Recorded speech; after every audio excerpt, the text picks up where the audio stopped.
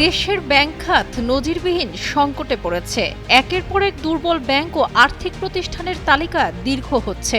আমানতকারীদের জমা করা টাকা ফেরত দিতে পারছে না অনেক ব্যাংক ও আর্থিক প্রতিষ্ঠান। মূলধন ঘাটতি, লাগামহীন ঋণ খেলাপি এবং তহবিল সংকটে পুরো খাতটির টালমাটাল অবস্থা রয়েছে। সংকট নিরসনে বাংলাদেশ ব্যাংক একাধিক ব্যাংক ও আর্থিক প্রতিষ্ঠান একীভূতকরণের পথে হাঁটলেও খাত সংশ্লিষ্টদের আশঙ্কা এতে সমাধান না হয়ে সমস্যা আরও বাড়তে পারে। এদিকে ব্যাংকিং খাত নিয়ে তীব্র অসন্তোষ চলছে ব্যবসায়ীদের মাঝে। গত ৯ মাসে ব্যাংকগুলো কোনো ব্যবসায়ীকে প্রয়োজনীয় সহযোগিতা করেনি বলে জানিয়েছেন তারা। গভর্নর বলেছিলেন টাকা ছাপিয়ে ব্যাংক বাঁচানো হবে না, তবুও অনিচ্ছাকৃতভাবে ২২,০০০ কোটি টাকা ছাপিয়ে তারল্য সহায়তা দিতে হয়, তবুও সংকট কাটেনি।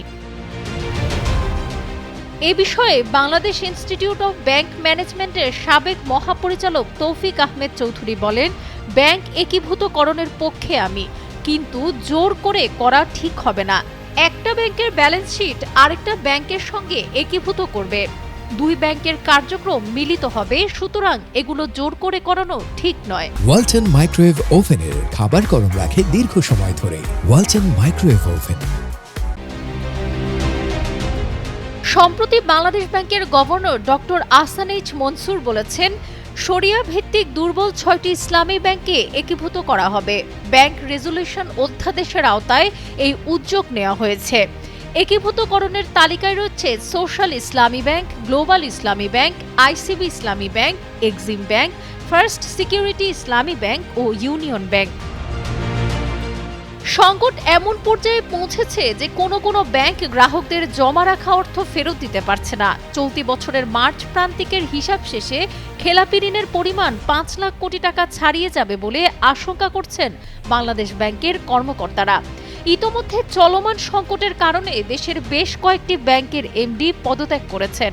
সংকটের গভীরতা বোঝা যায় ব্যাংকগুলোর ব্যবস্থাপনা পরিচালকদের পদত্যাগের ধারা দেখেও।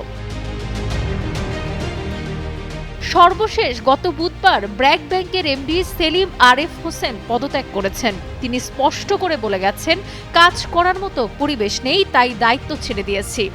Doctor Ahsan H Mansur governor হিসেবে দায়িত্ব গ্রহণের পর বলেন, কয়েকটি ব্যাংকের অবস্থা এতটাই নাজুক যে সেগুলো আর বাঁচানো সম্ভব হবে না।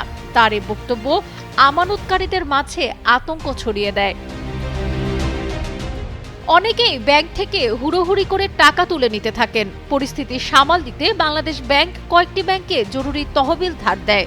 যদিও গভর্নর জানিয়ে দেন টাকা ছাপিয়ে ব্যাংক বাঁচানো হবে না, তবুও অনিচ্ছাকৃতভাবে ২২,০০০ কোটি টাকা ছাপিয়ে তারল্য সহায়তা দিতে হয়, তবুও সংকট কাটেনি।